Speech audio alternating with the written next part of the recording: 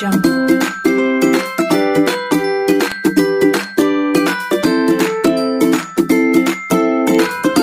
Bismillahirrahmanirrahim. Audio Jungle. Assalamualaikum warahmatullahi wabarakatuh.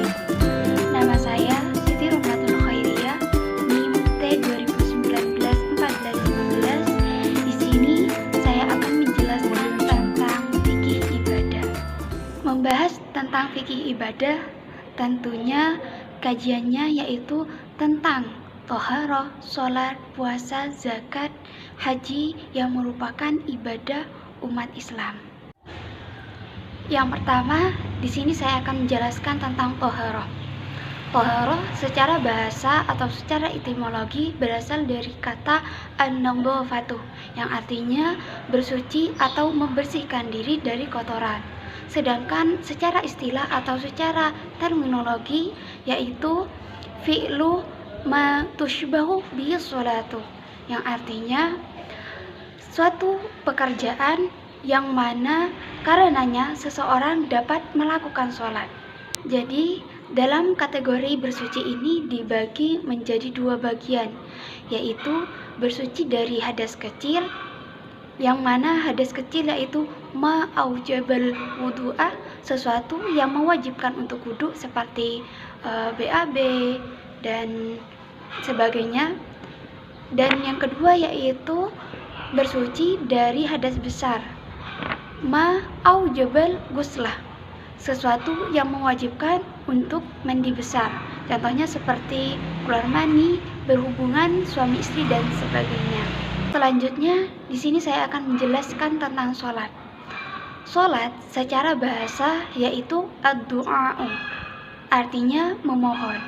Sedangkan menurut istilah atau secara terminologi yaitu aqwalun wa af'alun muftatahatun bitakbiri wa muhtatamatun bitaslimi bisyara'ita makhsusatin, yaitu yang artinya beberapa perbuatan dan ucapan yang diawali dengan takbir dan diakhiri dengan salam. Jadi dalam pengertian ini, umat Islam yang mengerjakan sholat hendaknya harus memenuhi rukun-rukun sholat atau tata cara melakukan sholat dengan sempurna, dan juga harus memenuhi syarat syahnya sholat, yaitu pertama harus suci dari hadas dan najis, yang kedua harus menutup aurat, dan juga harus memenuhi syarat syahnya sholat, yaitu harus suci dari hadas dan najis, menutup aurat, tempatnya harus suci, mengetahui waktunya sholat, dan yang terakhir harus menghadap kiblat. Selanjutnya di sini saya akan membahas tentang puasa. Puasa secara bahasa atau secara etimologi yaitu al-imsak, yang artinya menahan. Sedangkan secara istilah atau secara terminologi yaitu imsakun anil mufattiri ala wajhi maksusin biniyatin maksusin, yang artinya menahan dari hal-hal yang membatalkan puasa dengan cara-cara tertentu dan niat-niat menahan dengan niat tertentu. Dan adapun syarat-syarat mengerjakan puasa yaitu 1. Harus Islam, 2. Harus baligh, cukup umur, yang ketiga harus sehat, dan yang terakhir yaitu mampu untuk mengerjakan ibadah puasa. Dan selanjutnya di sini saya akan membahas tentang zakat. Zakat secara bahasa yaitu an-nama'u, yang artinya bertambah.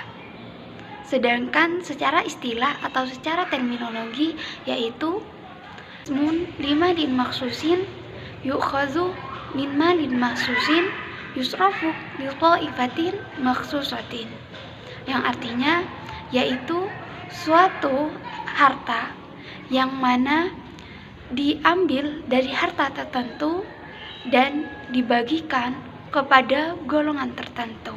Dari pengertian tadi, yang dimaksud dengan harta tertentu yaitu mencakup dalam 5 kategori. Yang pertama, binatang yang berkaki 4, seperti sapi, kerbau, kambing, lembu, dan sebagainya. Yang ketiga, tanaman, yaitu bahan makanan pokok seperti kalau di Indonesia yaitu beras, gandum, dan sebagainya. Keempat, yaitu biji-bijian seperti jagung, kurma, dan sebagainya yang dapat disimpan. Terus yang terakhir, yang nomor 5, yaitu barang dagangan. Jadi di dalam 5 kategori ini harus memenuhi 2 syarat, yaitu 1 nisab, yaitu takaran minimal, dan 1 khaul, yaitu yang dapat disimpan selama 1 tahun. Dan selanjutnya, orang-orang yang berhak mendapatkan zakat seperti yang telah disebutkan dalam Al-Quran, yaitu innamas shadaqatu lil fuqara'i wal masakin wabnis sabil wal 'amilina 'alaiha wal mu'allafati qulubuhum wa fir riqab wal gharimina wabnis sabil.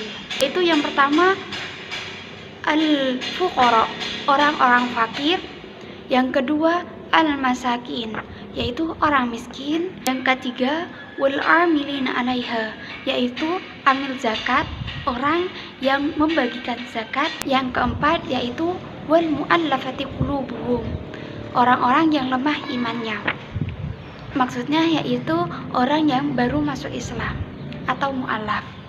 Terus yang kelima, yaitu wafir riqab, yaitu budak. Yang keenam, yaitu gharim, artinya orang yang mempunyai hutang. Yang terakhir, yang nomor 7, yaitu wabnis sabil, yaitu orang yang dalam perjalanan atau musafir.